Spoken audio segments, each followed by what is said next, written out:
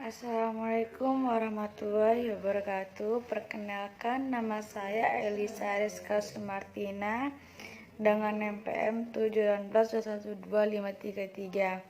Di sini saya akan mempresentasikan tentang biaya overhead pabrik, yaitu di mana biaya overhead pabrik adalah biaya produksi yang tidak masuk dalam biaya bahan baku maupun biaya tenaga kerja langsung.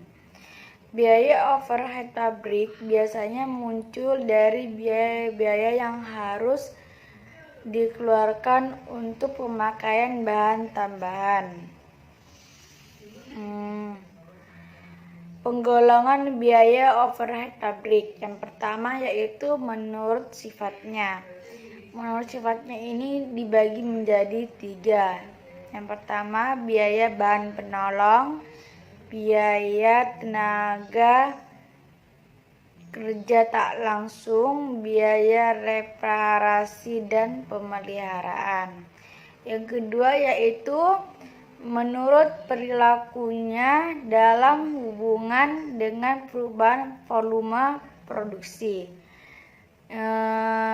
Dibagi menjadi 3 juga, yaitu yang pertama biaya overhead pabrik tetap, yang kedua biaya overhead pabrik variabel, yang ketiga biaya overhead pabrik semi variabel, dan yang terakhir yaitu menurut hubungannya dengan departemen. Yang pertama yaitu biaya overhead pabrik langsung departemen. Yang kedua biaya overhead pabrik tidak langsung departemen. Langkah-langkah penentuan tarif biaya overhead pabrik ini yaitu ada 3. Yang pertama, menyusun anggaran biaya overhead pabrik.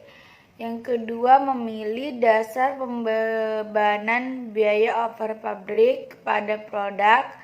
Yang ketiga yaitu menghitung tarif biaya overhead pabrik.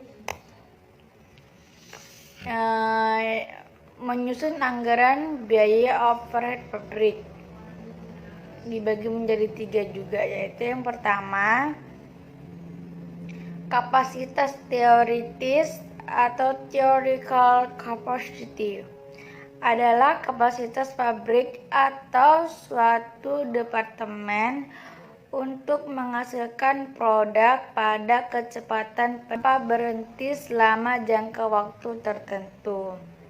Yang kedua yaitu kapasitas normal. Normal capacity adalah kemampuan perusahaan untuk memproduksi dan menjual produknya dalam jangka panjang. Yang terakhir yaitu kapasitas sesungguhnya yang diharapkan. Expected actual capacity adalah kapasitas sesungguhnya yang diperkirakan akan dapat dicapai dalam tahun yang akan datang. Faktor-faktor yang harus dipertimbangkan dalam memilih dasar pembebanan yang dipakai. Yang pertama yaitu harus diperhatikan jenis BOP yang dominan jumlahnya dalam departemen produksi. Yang kedua yaitu harus diperhatikan sifat-sifat BOP yang dominan tersebut dan eratnya hubungan dengan dasar pembebanan yang akan dicapai. Dasar pembebanan BOP itu dibagi menjadi 5 bagian, yaitu yang pertama satuan produk, biaya bahan baku, biaya tenaga kerja, jam kerja langsung, dan jam mesin. Satuan produk yaitu metode ini adalah yang paling sederhana dan langsung membebankan biaya overhead pabrik kepada produk.